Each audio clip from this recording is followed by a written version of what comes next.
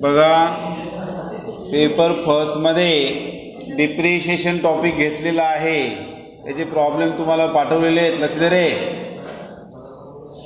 Paper second जो चालू केलेला आहे त्याच्यामध्ये डिप्रिशिएशन आपण घेतलेला आहे, त्याचा प्रॉब्लेम तुम्हाला व्हॉट्सअपवर पण पाठवलेले होते आणि वर्गात पण 4-5 प्रॉब्लेम घेतले. तो बघा, 12-20 मार्काचा टॉपिक आहे. दुसरा टॉपिक सुरू केला होता account of non trading concern, तो नंतर घेऊ.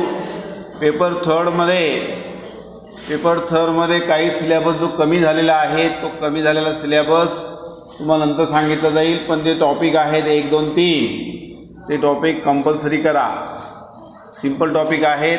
त्याच्यामधला एक टॉपिक आहे तो म्हणजे रिकन्सिलेशन स्टेटमेंट. हिडिंग द्या, रिकन्सिलेशन स्टेटमेंट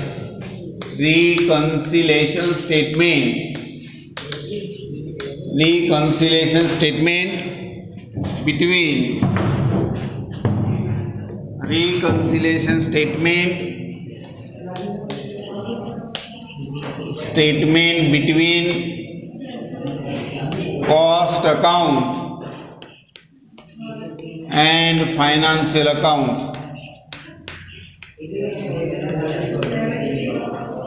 टॉपिकचं नाव आहे reconciliation statement, theory third.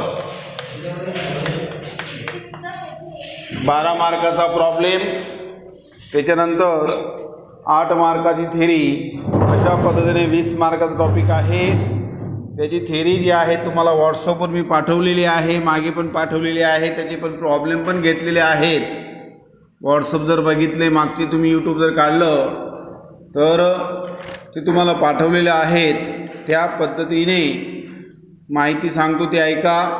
Reconciliation statement between cost account and financial account. लक्षात घ्या, थोडीशी माहिती सांगतो, नंतर त्याचे प्रॉब्लेम लिहून देतो. याची व्हॉट्सअपवर थेरी पाठवून देईल, चालेल का? लिहून घेणार का? व्हॉट्सअपवर थेरी पाठवलेली आहे, समजलं का? काय करू सांगा लवकर, रीडिंग द्या. मग रिकन्सिलेशन स्टेटमेंट घ्या, थोडी माहिती लिहा. अंडर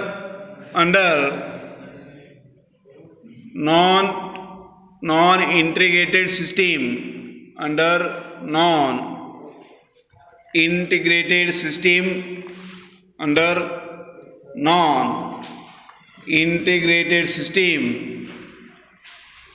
प्रश्नपत्रिका पण पाठवतो तुम्हाला, त्याची प्रॉब्लेम सोडवा. Under non integrated system of accounting,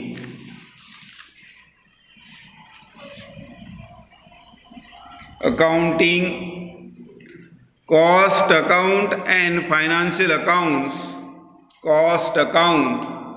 and financial accounts are maintained separately. व्यवस्थित लिहून घ्या, मग बाकीच्या पोरांना पण द्या. Separately financial account and cost accounts are maintained separately.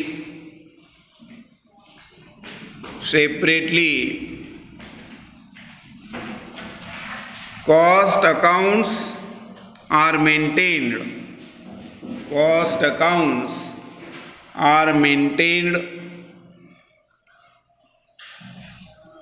by cost accountant. Cost accounts are maintained by cost accountant as per principle of account. Cost account as per principle, theory third, of cost accounts, as per principle, PLE नहीं PLE, principle of cost account and financial accounts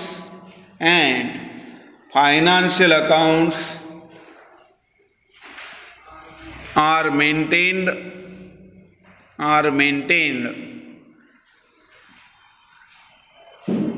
as per the principle of financial account, as per the principle of financial account,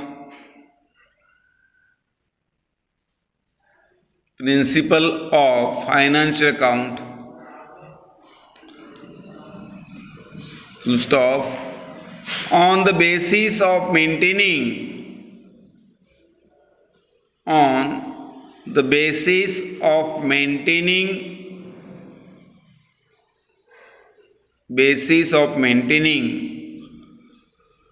cost account and financial accounts, cost accounts and financial accounts are not same,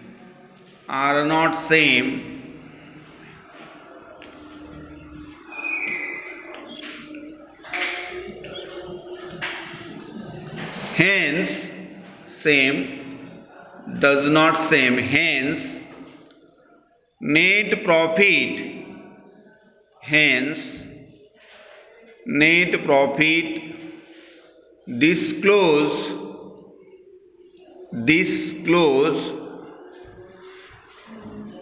by cost account does not agree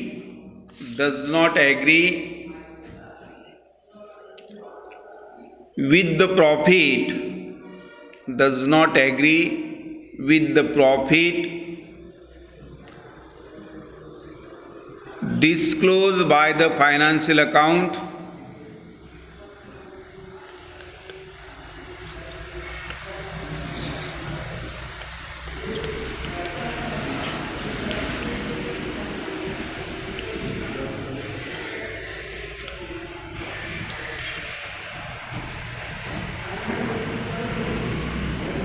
with the profit disclosed by the financial account. लिहिलं. In order proper that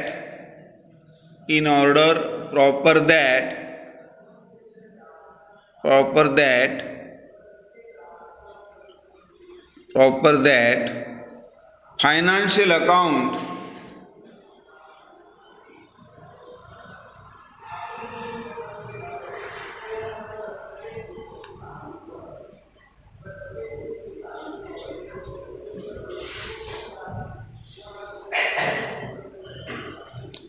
financial accounts are in according with the cost account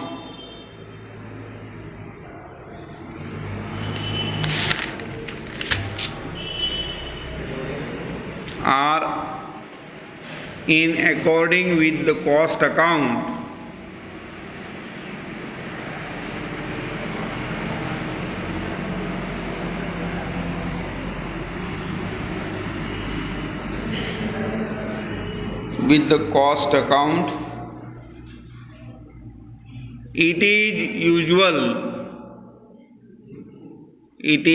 usual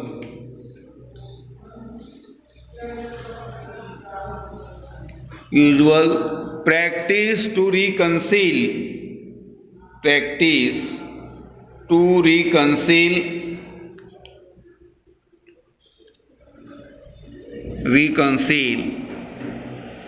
the profit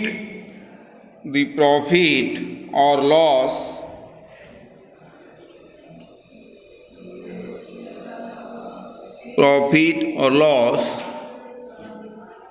show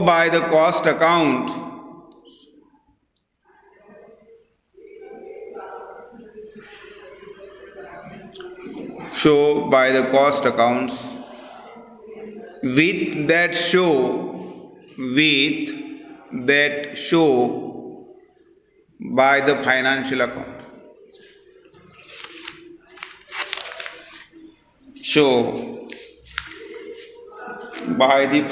account.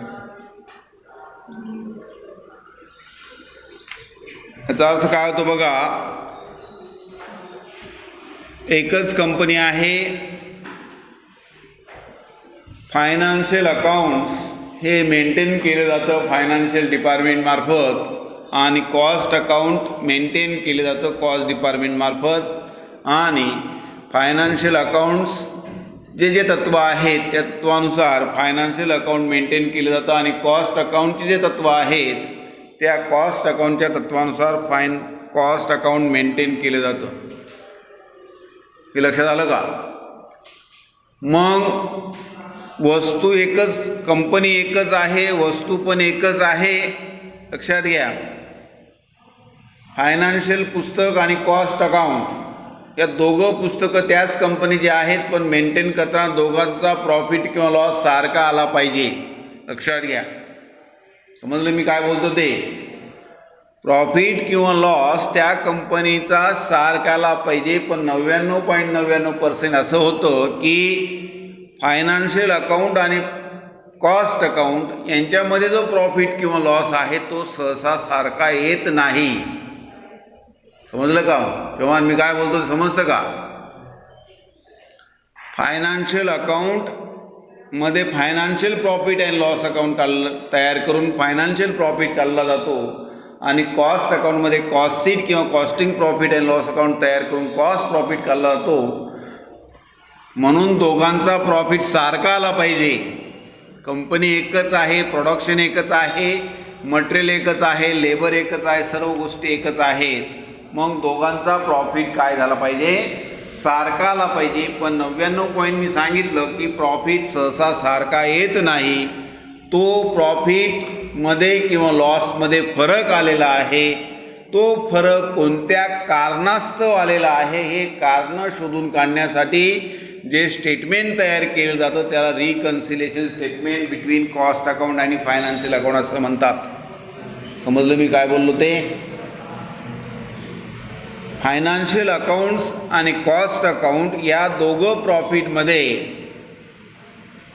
Financial department एकच आहे आणि cost department एक आहे, production सर्व एक आहे, पण कंपनीमध्ये ते अकाउंट्स मेंटेन करताना किंवा अकाउंट्स लिहिताना दोघं प्रॉफिट किंवा दोघं लॉस, म्हणजे कोणते दोघं प्रॉफिट? फायनान्शियल प्रॉफिट आणि कॉस्ट प्रॉफिट किंवा लॉस हे दोघं सारखे यायला पाहिजेत, पण सारखे येत नाही। ते काय येत नाहीत? समजा फायनान्शियल प्रॉफिट 9,000 रुपये आला आणि कॉस्ट प्रॉफिट 8,000 रुपये आला, म्हणजे किती हजार रुपयाचा फरक आहे? 1,000 रुपयाचा फरक आहे। समजलं का मी काय बोलतो ते? मग हा 1,000 रुपयाचा फरक जो आहे कशामध्ये फरक आहे? प्रॉफिटमध्ये किंवा लॉसमध्ये, लक्षात घ्या। जुळवणी पत्रक म्हणतात त्याला। मागच्या वर्षी तुम्ही bank reconciliation statement with cost आणि पासबुक केले बघा, तसंच आहे की सर्व एक आहे, पण दोन पुस्तकं जे आहेत फायनान्शियल प्रॉफिट आणि कॉस्ट प्रॉफिट या दोघांमधला जो प्रॉफिट किंवा लॉस जो आहे हा TYBCOMचा टॉपिक आहे। TYBCOM 15वीला टॉपिक आहे हा। समजलं का? शॉर्टमध्ये करून सांगतो तुम्हाला। याचे सर्व प्रॉब्लेम जे आहेत ते व्यवस्थित यूट्यूबवर मी पाठवलेले आहेत, याची थेरी पण मी पाठवलेली आहे, पण तुम्ही काहीच बघितलेलं नाही, लक्षात घ्या। कोणत्याच विषयाची यूट्यूब बघितलेलं नाही, वर्ष होऊन गेलं, परीक्षा जवळ आल्यात, लक्षात घ्या। थेरीमध्ये येणारच। सर्व यूट्यूबमध्ये 10 प्रॉब्लेम मी घेतलेले आहेत, व्यवस्थित प्रॉब्लेम घेतलेले आहेत बोर्डवर, तुम्ही बघा। त्याची थेरी पण माहिती सांगितलेली आहे आणि तरीसुद्धा तुम्ही म्हणतात की लिहून द्या, लिहून दिलेले आहेत, लिहून देतो।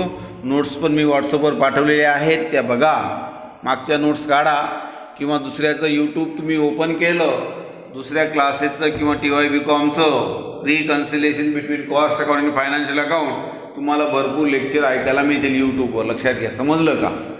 ते तुम्ही करा नका करा, मला काय सिलेबस कंप्लीट करायचा आहे। तर दोघं प्रॉफिट किंवा लॉस जे आहे ते दोघं प्रॉफिट किंवा लॉस मध्ये फरक येतो, तो फरक का आलेला आहे यासाठी जे स्टेटमेंट तयार केलं जातं बनिया त्याला reconciliation statement between cost account आणि फायनान्शियल अकाउंट असं म्हणतात। ते कसं